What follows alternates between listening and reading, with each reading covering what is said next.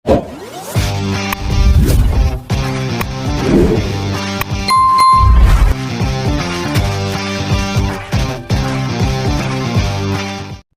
sebuah gua besar di kaki gunung. Area di sekitar gua itu dipenuhi rune-rune aneh. Rune-rune itu berkilauan dengan cahaya hijau redup, seolah-olah ada sepasang mata jahat yang tak terhitung jumlahnya sedang mengintip mereka. Dua penjaga berdiri di depan pintu masuk gua. Mereka mengenakan jubah hitam, dengan wajah tanpa ekspresi dan tatapan kosong. Mereka tampak seperti dua tubuh tanpa jiwa. Mereka jelas biksu yang jiwanya telah diambil. Berhenti, selapa kamu. Seorang penjaga berteriak dengan tegas, suaranya bergema di lembah yang suram, terdengar sangat menakutkan. Humazi hendak melangkah maju ketika Chen Ping menghentikannya dengan tangannya. Matanya memancarkan keagungan yang tak terbantahkan saat ia berkata, "Biarkan aku yang melakukannya." La melangkah maju perlahan, setiap langkah seakan menusuk jantung musuh. La menatap kedua penjaga itu dengan mata dingin, lalu berkata-kata demi kata, "Kami di sini untuk mengambil nyawa kalian." Begitu dia selesai berbicara, Chen Ping melepaskan aura kuat yang menyapu seperti tsunami yang melanda dan langsung menyelimuti kedua penjaga itu. Kedua penjaga itu bahkan tak sempat bereaksi. Mereka bagaikan dua semut yang dihantam ombak besar. Mereka hancur berkeping-keping oleh hembusan napas yang kuat. Tanpa sempat berteriak, mereka berubah menjadi tumpukan puing berdarah. "Ayo, kita masuk." Chen Ping tampak tenang, seolah baru saja melakukan sesuatu yang sepele. La berbalik dan berkata kepada Humazi. Keduanya berjalan masuk ke dalam gua dan menemukan lorong panjang di dalamnya. Ada lampu minyak hijau redup yang menyala di kedua sisi lorong. Cahaya redup itu berkedip-kedip, seolah-olah akan padam kapan saja, menambah sedikit suasana mencekam di lorong itu. Ujung lorong itu adalah puncak gunung. Di puncak gunung terdapat sebuah aula besar. Di tengah aula terdapat sebuah panggung batu besar. Panggung batu itu diukir dengan rune-rune aneh dan memancarkan cahaya suram, yang membuat orang-orang merasa ngert. Lebih dari selusin biksu terbaring di alas panggung batu, mata mereka terpejam, wajah mereka sepucat kertas, dan napas mereka lemah. Jelas bahwa jiwa mereka telah direnggut dan nyawa mereka terancam.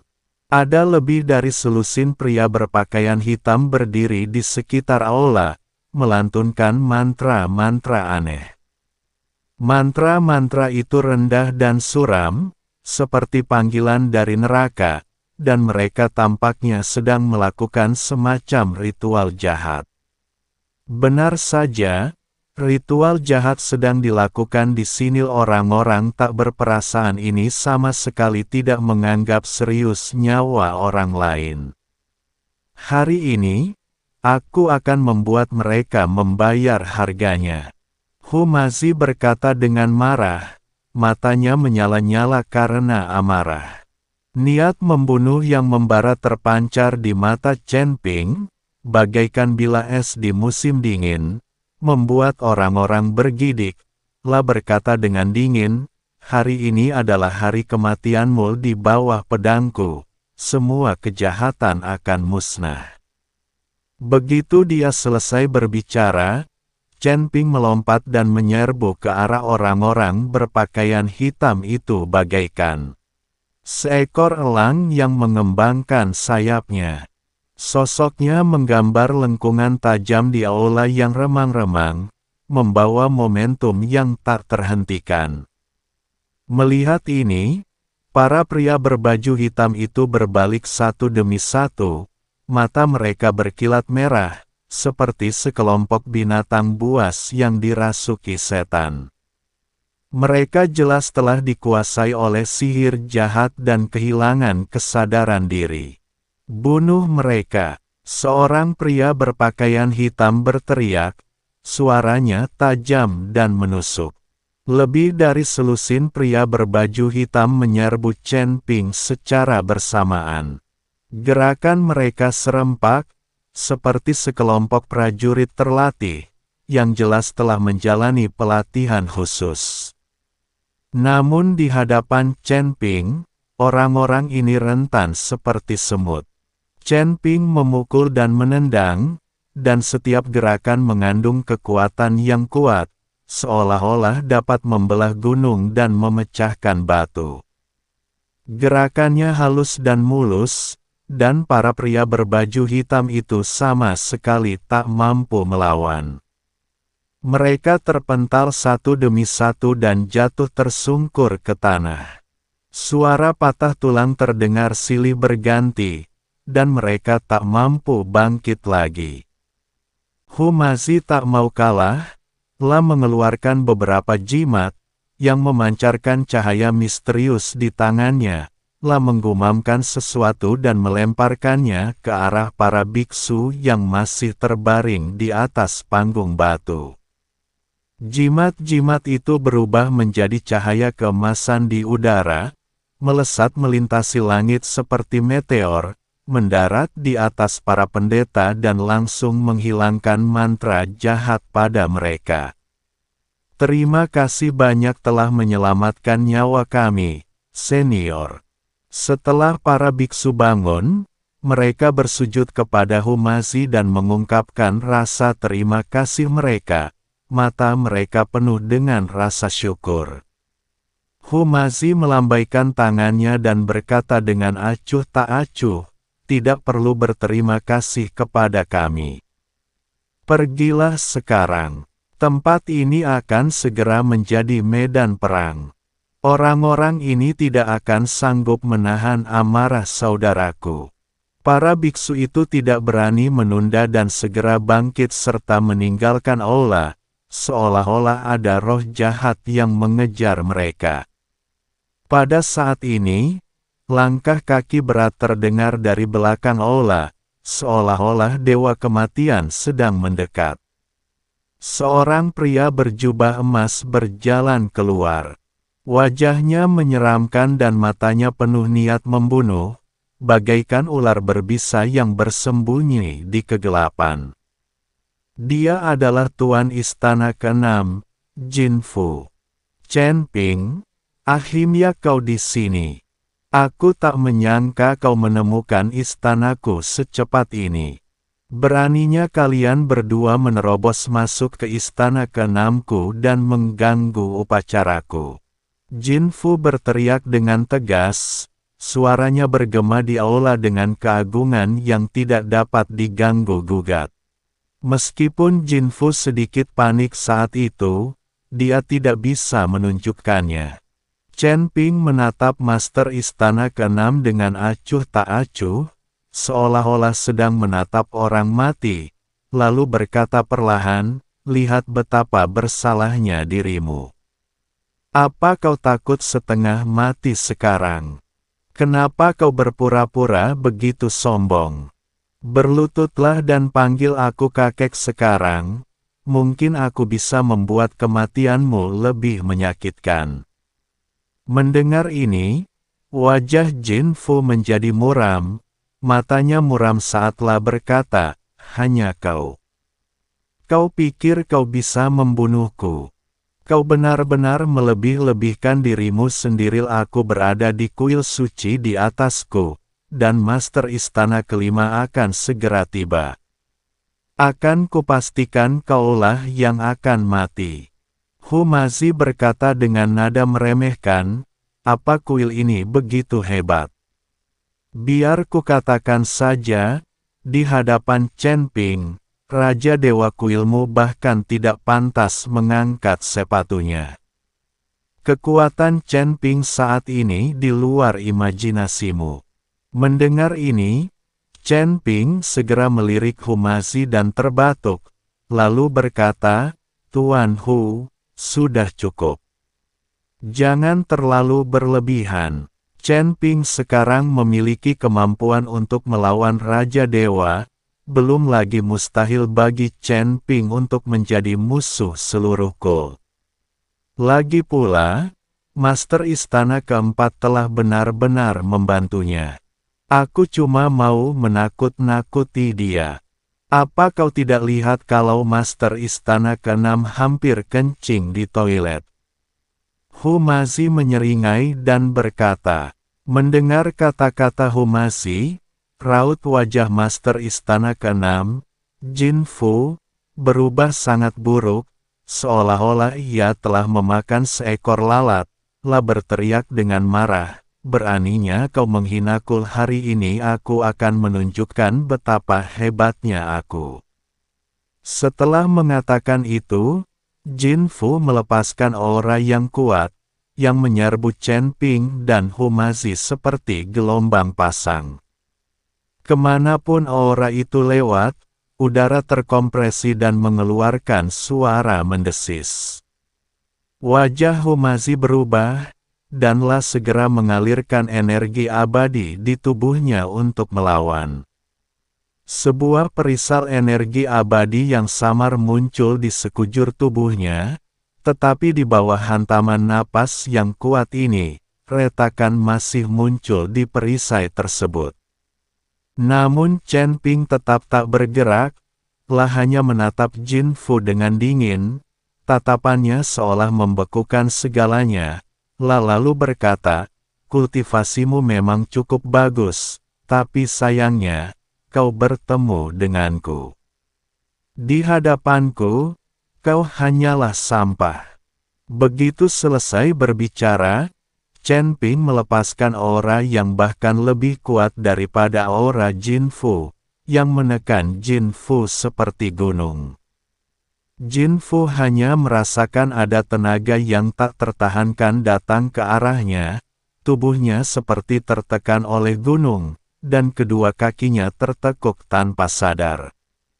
Wajah Jin Fu langsung memucat, menatap Chen Ping dengan ngeri, matanya penuh ketidakpercayaan, berkata, "Kau, tingkat kultivasimu benar-benar meningkat lagi.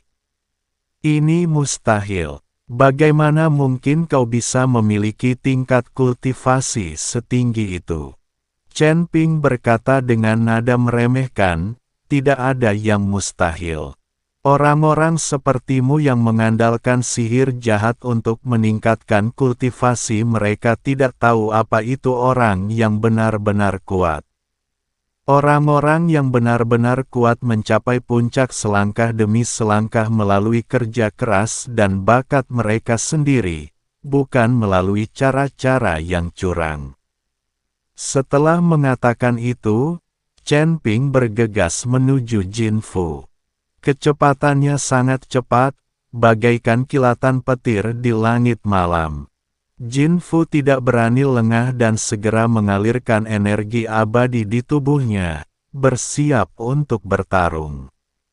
Namun, perbedaan kekuatan antara keduanya terlalu besar, dan Jin Fu tidak berdaya melawan balik di hadapan Chen Ping.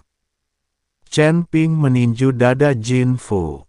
Pukulan itu mengandung kekuatan yang begitu dahsyat sehingga seolah mampu menembus segalanya.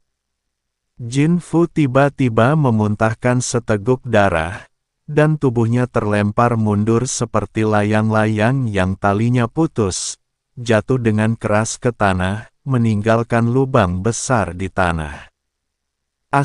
Engahel, Jin Fu memuntahkan seteguk darah, berjuang untuk berdiri, tetapi mendapati dirinya kehilangan kemampuan untuk bergerak. Kakinya terasa berat seperti diisi timah. "Kau?" tanya Jin Fu ngeri, matanya penuh keputusasaan. Chen Ping menatap Master Istana Keenam dengan acuh tak acuh dan berkata, "Aku akan membiarkanmu mati dengan lebih damai." Setelah berkata demikian, Chen Ping bersiap menamparkan Jin Fu hingga mati dengan satu telapak tangannya.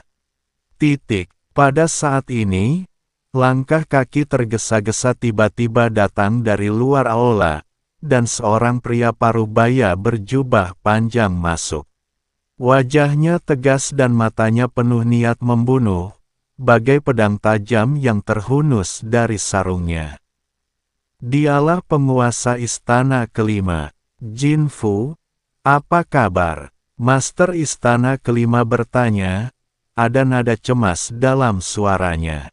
Ketika Jin Fu melihat kepala istana kelima, secercah harapan muncul di wajahnya, seolah-olah ia telah mencapai titik terendah.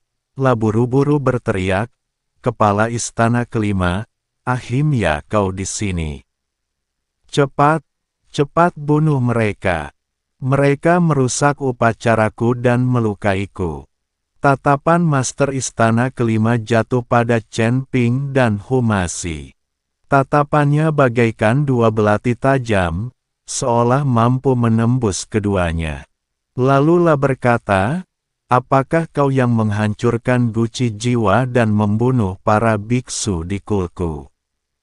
Chen Ping menatap Master Istana kelima dan berkata dengan nada meremehkan, ya, ini aku. Kalau kau tidak mau mati, pergilah dari sini. Kepala istana kelima tertawa terbahak-bahak, tawanya penuh kesombongan dan keangkuhan, lalu berkata, konyol sekali. Kau pikir kau bisa membunuhku? Tawa Master Istana kelima bergema di aula. Tawa itu penuh dengan kesombongan dan keangkuhan, seolah-olah Chen Ping hanyalah seekor semut di matanya. Wajah Chen Ping tegas, dan niat membunuh yang tajam terpancar di matanya, membalikkan tangan kanannya, dan pedang pembunuh naga pun muncul. Rune misterius mengalir di badan pedang, dan suara auman naga samar-samar terdengar. Setelah roh pedang Zhongli pulih dari luka-lukanya, kekuatan pedang pembunuh naga juga meningkat pesat. Hanya aku cukup untuk membunuhmu di sini hari ini. Chen Ping berkata dengan dingin, suaranya setajam angin dingin, bergema di aula. Wajah Master Istana kelima menjadi gelap, segera membentuk segel dengan tangannya dan menggumamkan sesuatu.